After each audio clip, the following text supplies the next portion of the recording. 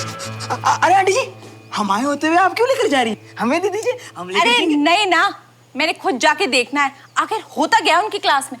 अरे आंटी जी, हमारा तो फर्ज बनता है। अरे हट, पढ़ाया फर्ज बनता है। बेटे की बेइज्जती देख ली है ना माँ ने, तो तलवारें निकल आ जाएगी। कुछ करो बंटी मियाँ। क्या हुआ सुमन, बोलो। हाँ, श्रवण इंतजार करता है कि कब उसे मौका मिले और वो डिसिप्लिन तोड़ दे।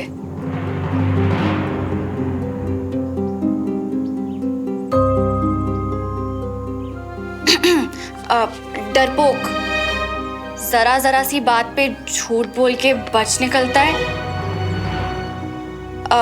बहुत ही मतलबी और जिद्दी है, हर हाल में अपनी बात मनवाता है, फिर चाहे उससे दूसरों का नुकसान ही क्यों ना हो जाए।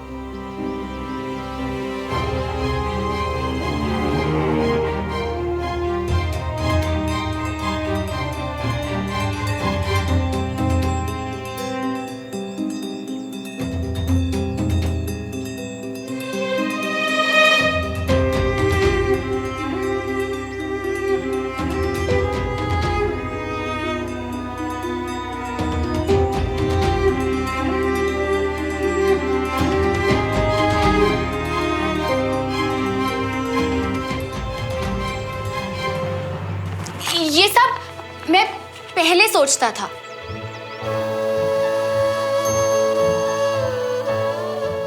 पर फिर जब मैंने अपनी पारखी नजर से श्रवण को देखा, तब मुझे समझ में आया कि हाँ, इसमें डिसिप्लिन की कमी जरूर है, पर ये बेहतर होने की कोशिश कभी नहीं छोड़ता।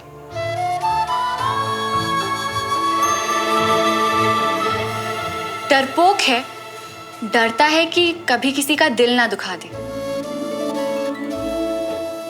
इसलिए कभी कभी झूठ बोल देता है, पर मतलबी बिल्कुल भी नहीं।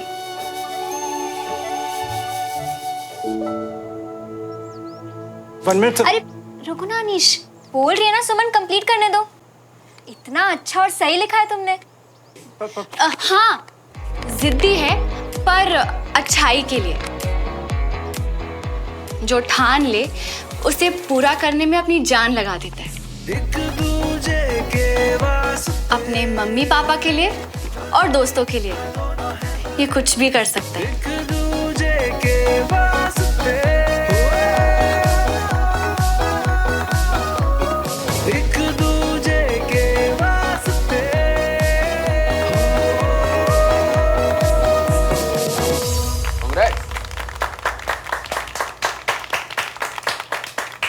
सर, ऐसी नजर किसी फौजी की हो सकती है अनीश।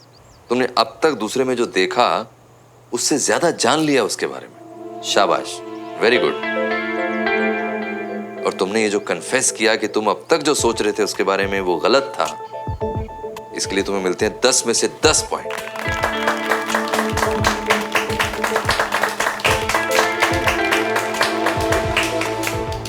तो आज के सेशन में मजा आया? Yes sir. गुड। तो अब हम कल मिलेंगे, ओके? Yes sir. जय हिंद। जय हिंद। अचानक ये सब प्रोग्राम बना और फिर भी आपने सारा इंतजाम इतनी जल्दी कर दिया, थैंक यू। नहीं जी, अब थैंक यू की तो कोई बात ही नहीं है। आप ना चाय जरूर पी के जाना। हाँ हाँ, जरूर पीऊंगा। आपके और देवराज के साथ मैं नीचे मिलता हूँ। जी जरूर।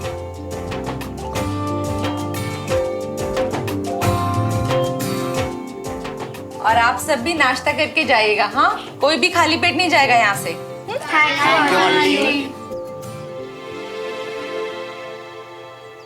ये क्या था सुमन? तुम्हारी हिम्मत कैसे हुई मेरे नाम पर इतना झूठ बोलने की? अनीश, मैंने तुमसे कोई देखो मियाँ, ऐसा है कि हिम्मत तुझे अपनी माँ की कोख और बाप के कलेजे से लेकर आई है, समझ रही हो ना? और वैसे भी क्लास इज डन, सो पहली फुर्सत से निकलो। चल कुकड़ी जी। अबे चल, तेरे जैसे साइड किक्स को मुंह नहीं लगाता। अबे ओए, साइड पे किक नहीं, सीधा मुंह पे चपेट वाली किक मारेंगे। अरे हरी आंख वाली लोमड़ी। चल बंटी।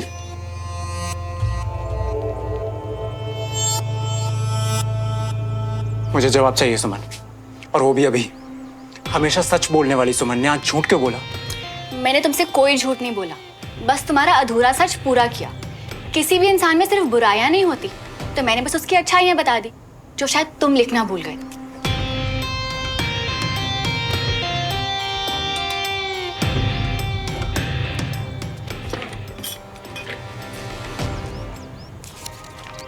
तो एक काम करो, सच ना तुम अपनी आंखों से ही देख लो। इससे तुम्हारे घर में ताका झाकी करता है तुम्हारा बडी, और ऐसे लड़कों से चढ़ने में कोई शर्म नहीं है मुझे। गलत आदमी की साइड ले गई तुम।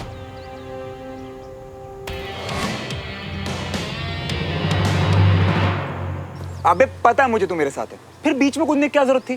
तू तो लड़ने मरने जा रहा था। वाह मियाँ, वो जुचंदर इतना बकवास कर रहा था और हम चुप बैठते सुन के ले लेते। और वैसे भी मियाँ, हम तो बस हमारा पिरामिड निभा रहे थे कि हम जब तक हैं तुम्हारी जी जान से साथ देंगे, हर चीज में तुम्हारा साथ देंगे। पर तुम्हारी सुन नहीं तो रहा हूं तब से मेरे भाई। कोई बात नहीं, छोटी बात है, जाने दे। जाने दे, छोटी बात है जे। वाह मियाँ, हम जो भी करते ना सिर्फ तुम्हारे भलाई के लिए करते हैं। पहली बात, वो सुमन को तुम्हारे बताई भी ना हम खुद जाके सारी कह के आए, पर तुमको तो ये छोटी बात लगती है। अरे मियाँ, आज हमारी वजह से सुमन तुमसे इतनी खुश है, हमारी वजह से जिकांड में तुम्हारा साथ दिया, पर तुमको तो ये छोटी बात लगती है, तुमको तो ये मजाक लग रहा है। जो मुंह में आ रहा है बक्के जा रहा है, कुछ भी। हट, रुक जा मेरे भाई, रुक जा, हाथ जोड़ रहा हूँ, मेरा कहना मान। अबे तुम्हारे भाई देख रहे सुमन के घर पे दूरबीन से ताकत झांकेगी। अरे इतनी ताकत झांकेगी कि हमारी आंखें भी छोटी पड़ गई। पर तुमको तो जैसा मजाक लग रही है, तुमको तो मैं बकवास लग रही है, तुमको तो हर बात छोटी लग रही है। और रुकने को कह रही हो, हमको रुकने को। अबे रुक तो गए हम।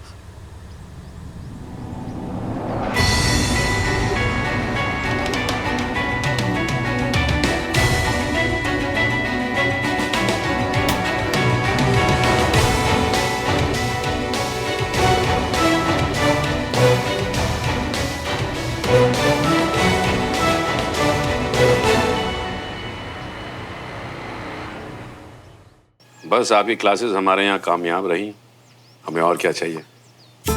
Exactly. भाई साहब, आप पकौड़ों के साथ चाय लेंगे या कॉफी? चाय। और रागिनी, ये भी कोई पूछने वाली बात है? हमारे भाई साहब की तरह इन्हें भी चाय का बड़ा शौक है। क्यों सर, सही कहा ना? बिल्कुल सही कहा राजन, बस ये सर बोल के फॉर्मेलिटी में मत डाला करो। तो जी, कहीं आप ये इसलिए तो नहीं बोल रहे क्योंकि हम आपके पड़ोसी वड़ोसी हैं? वो क्या है ना, आपके बाबूजी के तो हम कुछ और ही लगते हैं। राजेंद्र, क्या बात है?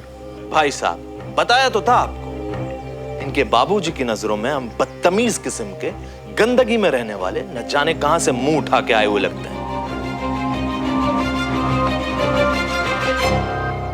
लगा नहीं था मुझे कि मैं किसी को पहचानने में इतनी बड़ी गलती कर दूंगी। नहीं सुनो, मेरी बात सुनो, माफ कर दो। माफी? ये वही वर्ड है ना जिसे तुम हमेशा अपने फायदे के लिए यूज करते हो।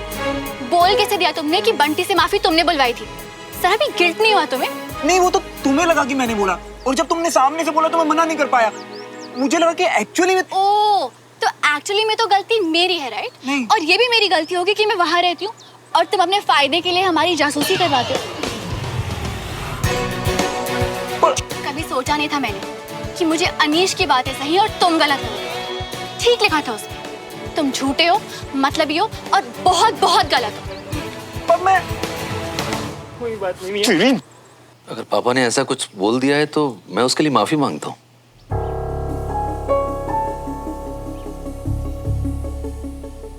लेकिन इतना जरूर कहूंगा कि पापा ने अगर कुछ बोला भी होगा तो उनकी इंटेंशन बुरी नहीं ओ होगी। जी, खून तो खून ही होता है, अब वो चाहे तलवार से हो या रसोई के चाकू से, हैं जी?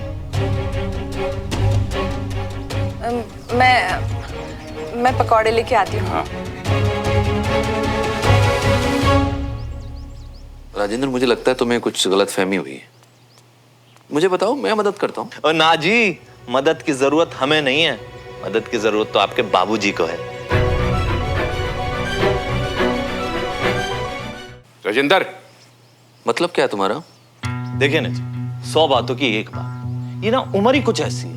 इस उम्र में इंसान पूजा पाठ करता है, तीर्थ पे जाता है, अपने पापों का प्रायश्चित करता है। तो आप क्या कीजिए, उनका टिकट करवा दीजिए, ठीक है? हमारा क्या है जी, हम तो मस्त है अपनी जगह पे। Rajendra, excuse me, excuse me. और सर जी, मैं अभी रिटायर नहीं हुआ।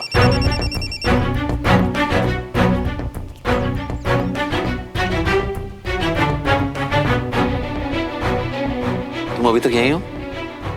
गलती हो गई पापा, चले जाना चाहिए था। बस आप ही का वेट कर रही थी। बेटा आपने कुछ खाया? थैंक यू, अब हम रुक नहीं पाएंगे। कर्नल साहब,